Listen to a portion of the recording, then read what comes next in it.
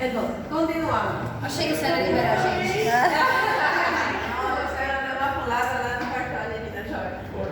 Bueno, entonces la clínica va a estar también dependiendo de la cantidad de quistes que el paciente va a estar ingiriendo, especialmente si este paciente ingiere 10 quistes, entonces ya empieza a desarrollar lo que es el cuadro.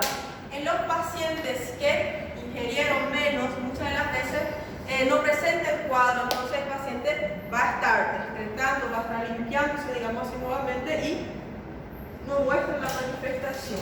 Dentro de lo que sería la forma entonces clínica, a veces puede pasar de forma asintomática, especialmente en el 60% de los casos en pacientes adultos.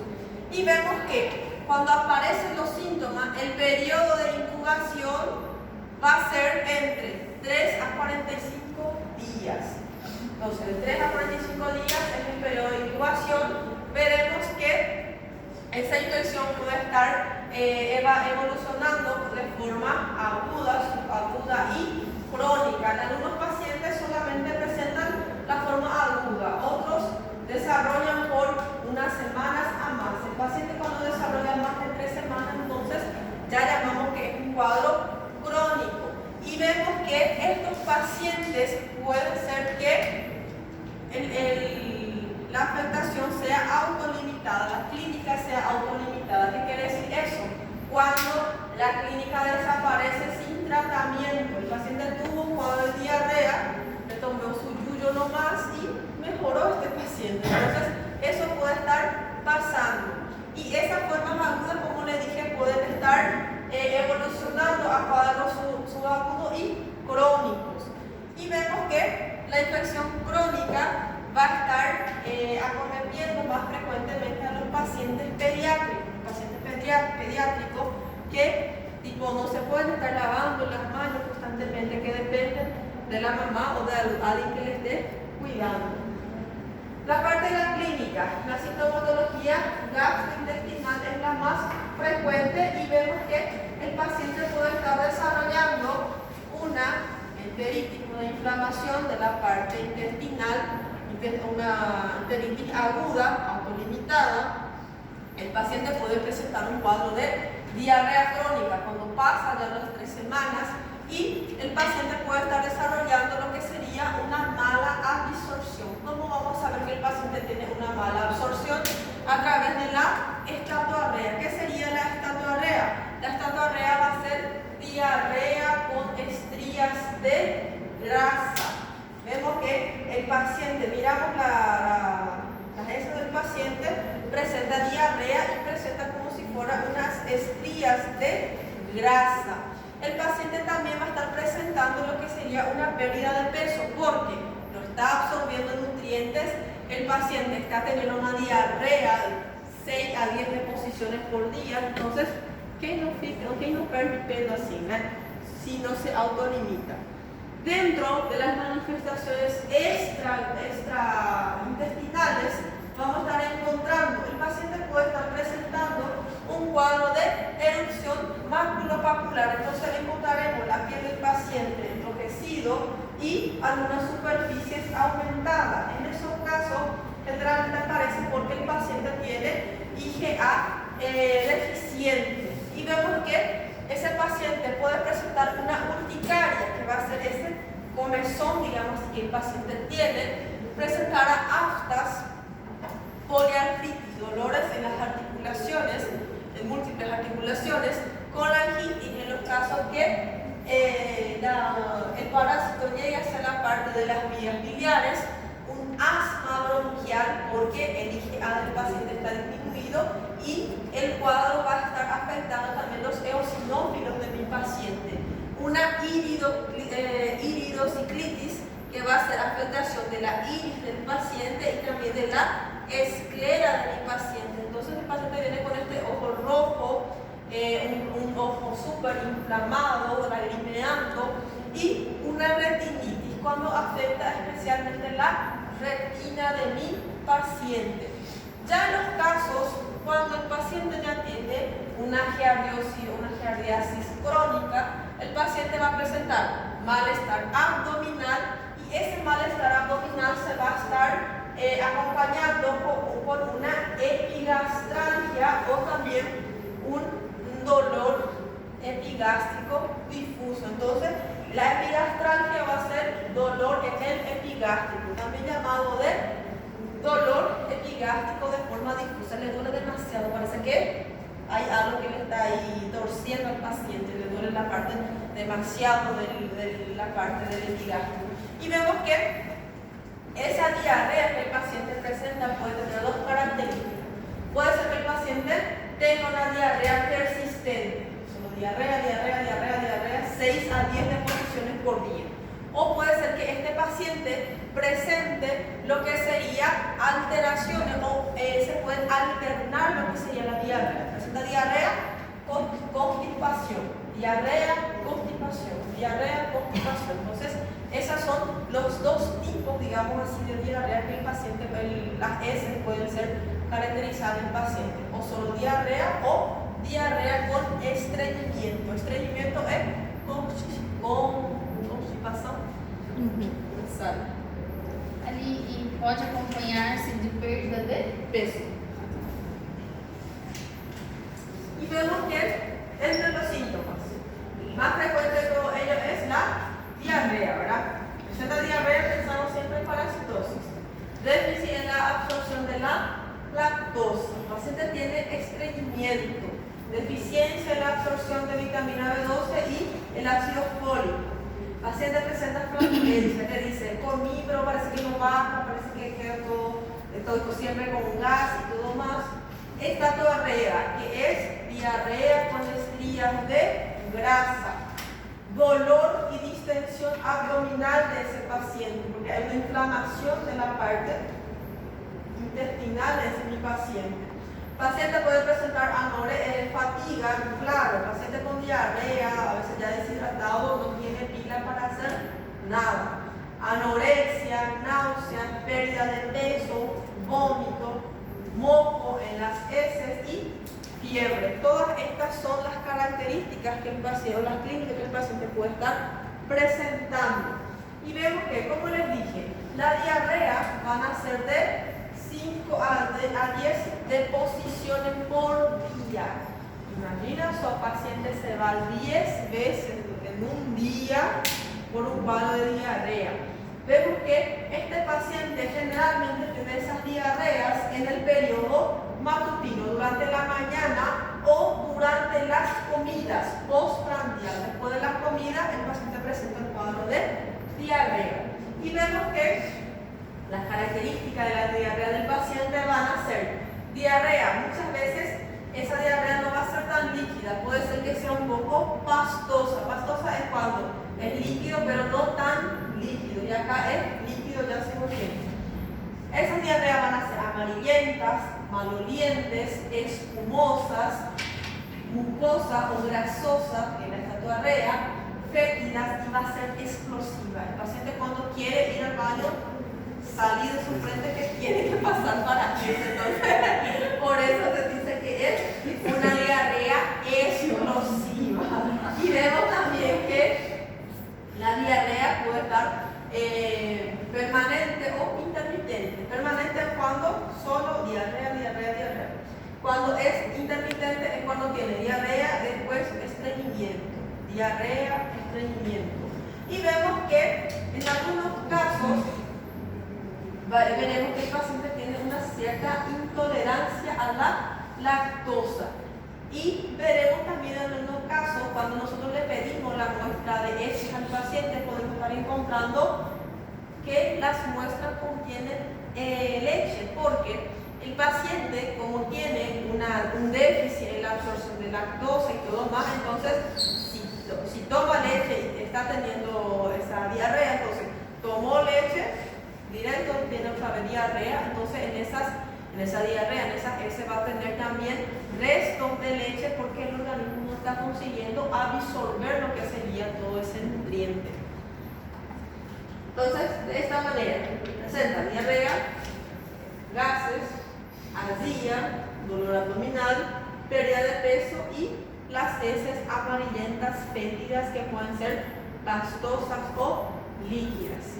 ¿Cómo yo hago el diagnóstico de mi paciente? Primero, si el paciente está de viaje o viajó recientemente, entonces pensar siempre en una diarrea de viajero. ¿Cuáles son las causas de diarrea del viajero? Van a ser especialmente la giardiasis. Tengo otros, sí tengo, pero uno de los más frecuentes en nuestro medio es la giardiasis. La parte clínica del paciente. El paciente me dice que tiene diarrea, que su diarrea tiene estas características de amarilla, fétida, que cuando quiere tiene que irse rápido porque es de forma explosiva. Eso tenemos que tener en cuenta, la parte clínica. Y en el hemograma vamos a estar viendo que va a estar aumentando el eosinófilo del paciente, porque como es una afectación por causa del parásito, entonces estaremos encontrando los eosinófilos aumentados. En el examen de heces voy a estar pidiendo al paciente lo que sería la coproparasitológico. El coproparasitológico va a ser el estudio de heces, donde tengo que estar buscando lo que serían los quistes y trofozoides. Lo hacen ustedes, y vemos que el cuadro puede ser, si es aproximadamente solo de 3 días, entonces es un cuadro agudo. Pero pasó 4 semanas y el paciente tiene todavía el cuadro, entonces ya está cronificando, ya es un cuadro persistente. También puedo realizar otros estudios, pero estos estudios son más invasivos. A veces de haber hecho un tratamiento empírico y espera el hemograma, el estudio de las heces y ya le dan un tratamiento al paciente y el paciente ya mejora. Pero en los casos que el paciente no mejora, ni con tratamiento ni nada me sale así, digamos así, diagnosticando ya exactamente, entonces le puedo estar pidiendo el examen de contenido duodenal. Le voy a estar realizando al paciente lo que sería una endoscopía, digamos así. Voy a estar aspirando el contenido del duodeno y voy a ver si en ese contenido aspirado encuentro los trofozoitos. También puedo realizarle el enterotest, que va a estar el estudio, digamos así, de las vellosidades para ver si tienen afectación o alteración en su estructura, y también realizarle una sonda nasogástrica al paciente. A través de esa sonda nasogástrica voy a estar aspirando a través de lo que sería el esófago gastroduodenoscopía, voy a estar aspirando o puedo estar realizando también la biopsia para ver del duodeno para ver si hay atrofia de esas microvellosidades. ¿Cuáles son los diagnósticos específicos?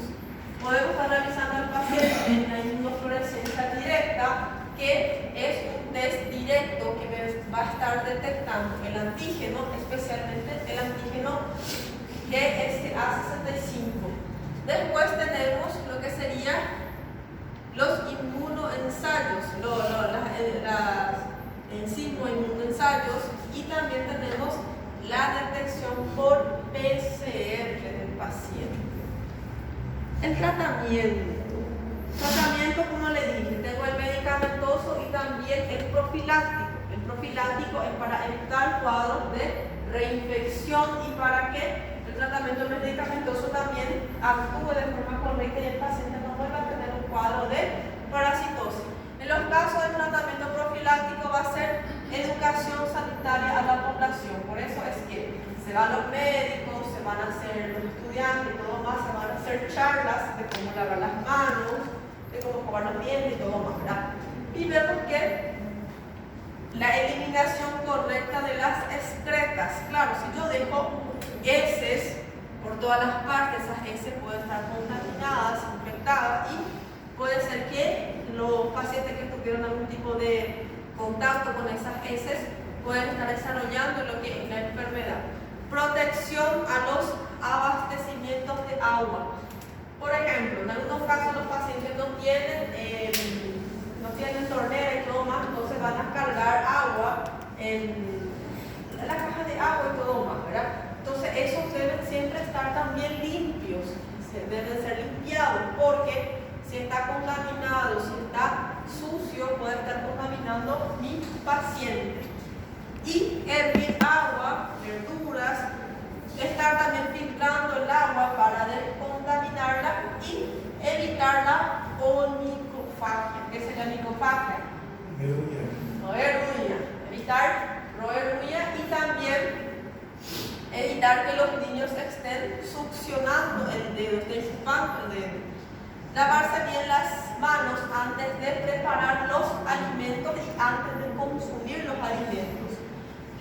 Las personas que trabajan en la guardería, que son creches, entonces es bueno que las personas que trabajan en las creches, que trabajan en asilos, siempre es bueno que utilicen guantes para estar cambiando los pañales, porque así va a estar disminuyendo y va a estar evitando los cuadros de giardia.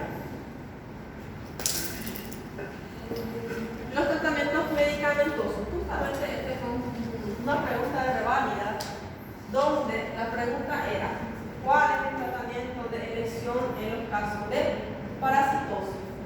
Dijo dos parásitos específicos. Pero vemos que el tratamiento de elección va a ser el metronidazol. Pero todo el mundo erró esta questão. Por quê? A gente pensa o seguinte: o que tem mais no hospital, o que tem mais no posto de saúde? Albendazol. Y la mayoría de la gente que se va a consultar no va a conseguir comprar. Entonces, ¿qué le damos? Albendazol, que también sirve. Pero el tratamiento de elección es metronidazol. Todo el mundo erró porque el albendazol es el que tem y ahí siempre da para el paciente. Entonces, por eso justamente todo el mundo erró esa questão. Porque metronidazol es de elección. Solo que metronidazol no se da en puesto de salud. Lo que se da es el albendazol. Doutora, mas a senhora pôr na prova, a senhora vai pôr os dois com certeza. O que eu coloco? Metronidazol? Depende de la pregunta, ¿verdad? Yo, por ejemplo, les digo, si les digo, ¿cuál es el tratamiento de elección? Metronidazol. Pero si yo les coloco, ¿cuál es el medicamento más utilizado o que eu vou estar achando mais no posto de saúde? É albendazol. En estos casos, no me da idea. En estos casos, ¿cómo se tiene que hacer el tratamiento en los pacientes antiparasitarios? Bueno, el albendazol se da como si fuera en ampolla, en unas garrafinhas que el paciente pediátrico pega y de una, ¿verdad? En ese viene para una semana. Todo día el paciente pediátrico de manhãzinha levanta y toma su albendazol. Por una semana.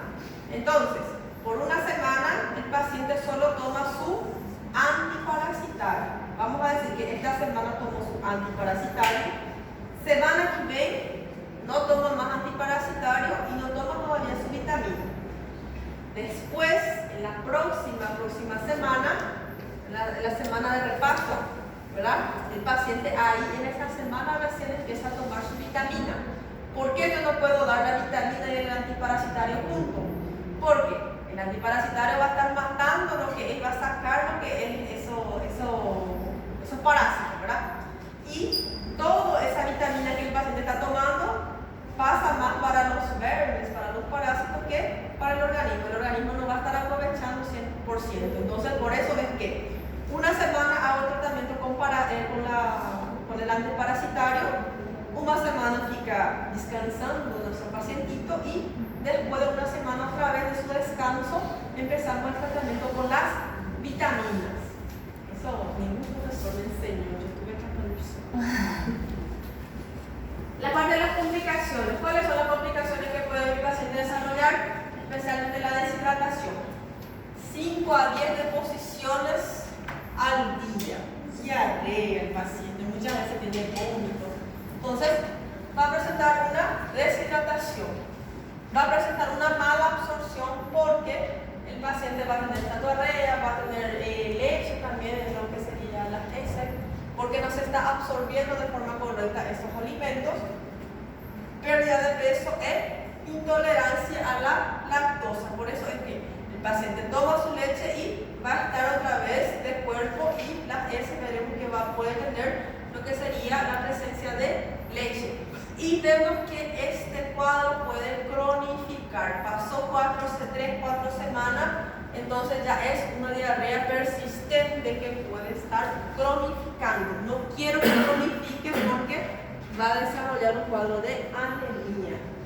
Y especialmente el síndrome de la mala absorción, con heces abundantes, malolientes, grasosas, trastornos de la absorción de grasa, que es la estatoarrea, por eso es que esa diarrea presenta estrías de grasa, porque el organismo no está absorbiendo. Entonces eso quiere decir, si aparece esa estatoarrea, hay un trastorno en la absorción de grasas. Si hay ese trastorno en la absorción de proteínas, a eso le voy a llamar de creatoarrea. El paciente va a estar presentando lo que sería esas heces espumosas y todo más. Entonces a eso le voy a estar llamando de creatoarrea. Y vemos que el paciente no consigue estar, tiene un trastorno para absorber azúcares, puede estar desarrollando una deficiencia de B12. ¿Por qué? Porque tiene trastorno para estar absorbiendo B12.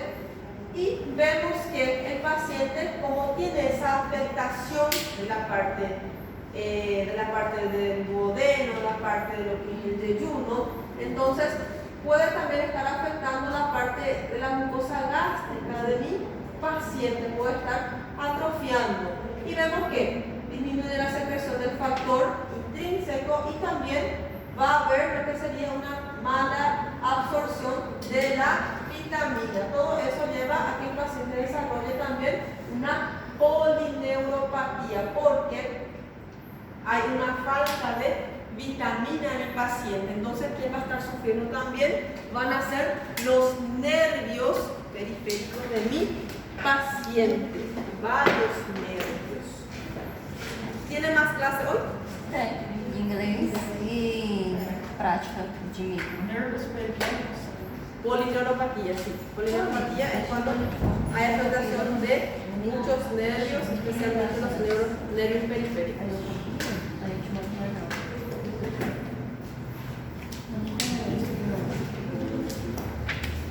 Igual o xixi no momento. Vai.